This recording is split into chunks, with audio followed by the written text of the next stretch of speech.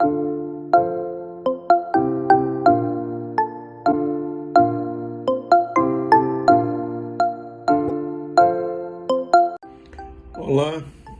estamos aqui para falar das doenças cardiovasculares. Nós todos sabemos que as doenças cardiovasculares são as doenças que mais matam no mundo. Nós temos como representantes dessas doenças o infarto do miocárdio e o derrame cerebral. São as duas principais causas de morte hoje em decorrência das doenças cardiovasculares. Vamos falar um pouco de fatores de risco. Os fatores de risco que fazem com que as doenças cardiovasculares apareçam.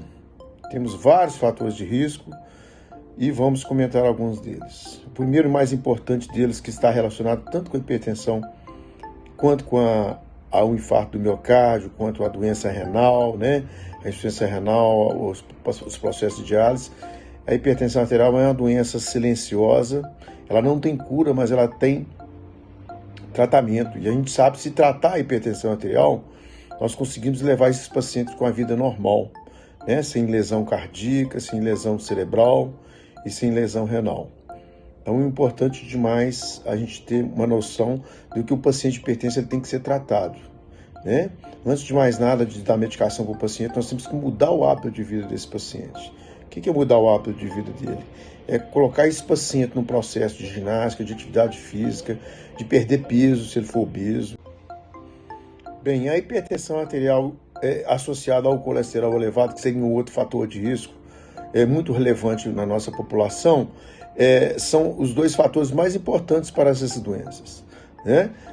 O colesterol elevado, ele faz com que a gordura se deposite nas artérias, né? O colesterol LDL, é o chamado colesterol ruim. Esse colesterol ele vai se depositar nas artérias e vai acabando com o tempo entupindo essas artérias, causando os derrames cerebrais, os infartos do miocárdio e a doença renal também, né? Então, o tratamento, o que é o tratamento mais importante do colesterol elevado? Logicamente, a nossa dieta. A nossa dieta ela é extremamente importante, reduzir o conteúdo de gordura, o leite tem que ser um leite desnatado, né? O queijo desnatado. Então, é extremamente importante a gente ter um conteúdo reduzido de laticínios desnatados na nossa alimentação. Isso é muito importante. Outra coisa em relação ao colesterol, as drogas hoje, né? Nós temos drogas hoje fantásticas que conseguem reduzir o colesterol, inclusive estudos mostrando que conseguem reduzir placa dentro das artérias, né?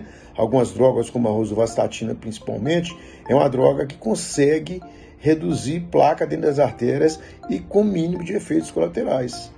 Essas drogas hoje são drogas extremamente eficazes.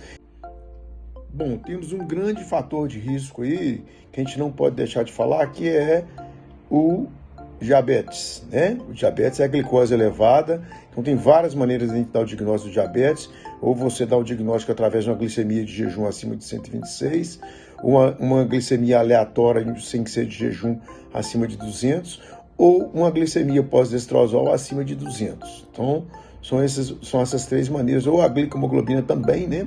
Acima de 6,5%, você considera um paciente diabético. O diabetes é uma doença vascular. Por quê, gente?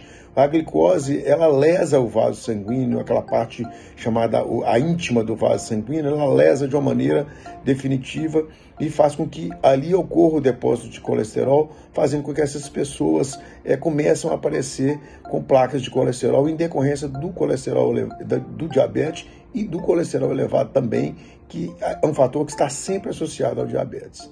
O tratamento do diabetes a gente sabe que é o quê? Redução de peso, né? Nos pacientes obesos, é importante demais. A gente sabe que a dieta ela é fundamental, com conteúdo reduzido de carboidratos, né? Uma dieta balanceada, isso é muito importante. Os pacientes de diabetes tipo 1, eles vão usar insulina, e os pacientes de diabetes tipo 2, normalmente eles vão usar as drogas que a gente tem hoje, que é um arsenal terapêutico fantástico, né? Outros fatores de risco, né, que nós vamos comentar aqui, que seria o estresse, né? O estresse nessa vida diária louca hoje que a gente vive, o estresse ele duplica o risco de infarto do miocárdio. Então é um fator de risco que nós temos que trabalhar. Como é que a gente trabalha o estresse? Tentando reduzir as nossas tensões do dia a dia, que é muito difícil, a gente sabe disso.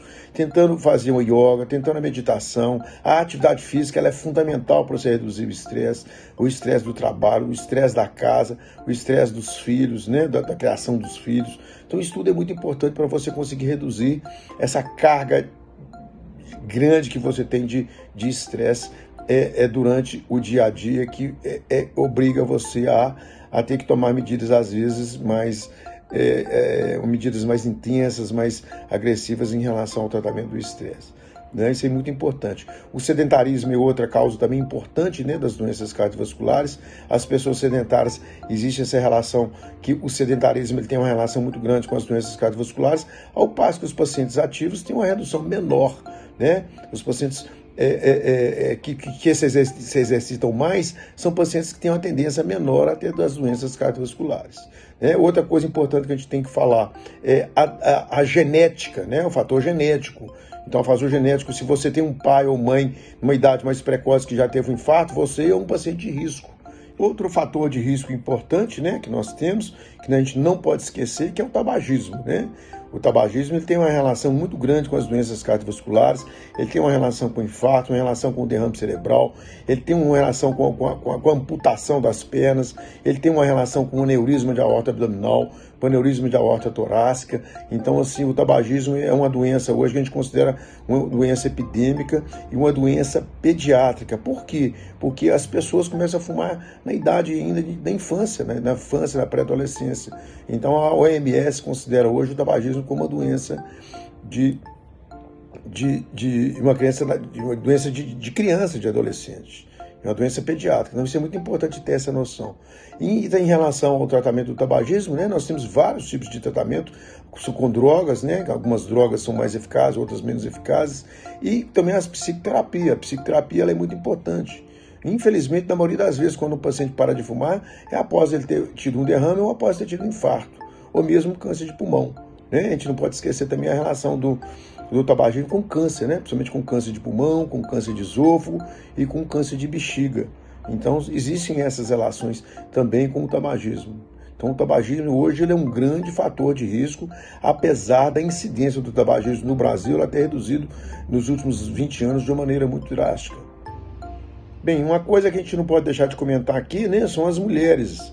As mulheres na fase da menopausa ou da pré-menopausa são as mulheres que, antes da menopausa, elas têm uma proteção hormonal importante, com que faz com que o colesterol fique num nível aceitável e que a pressão arterial fique em níveis aceitáveis também. Então, o que acontece na pós-menopausa? Essas mulheres, elas duplicam o risco de infarto do miocárdio em decorrência da perda dessa proteção hormonal. Essas mulheres, normalmente, elas têm uma elevação do colesterol LDL, do colesterol ruim, que deposita nas artérias com muito mais facilidade, e elas têm também uma elevação da hipertensão arterial. Você tem uma elevação de níveis pressóricos a partir dos 45, 50 anos de idade. Então isso é muito importante, o tratamento da mulher na pós-menopausa, porque é um quadro especial e hoje a gente tem observado a frequência com que aparecem as doenças cardiovasculares na pós-menopausa. Isso é muito importante. E outra coisa que vale a pena relatar também, né, o sintoma do infarto do miocárdio na mulher ele é muito diferente. Às vezes a mulher tem uma dor nas costas, uma dor no queixo, ou apenas uma falta de ar, ou apenas uma dor no braço, uma dor totalmente inexplicável, e na maioria das vezes manifesta como um infarto. Então as mulheres têm uma manifestação de infarto muito diferente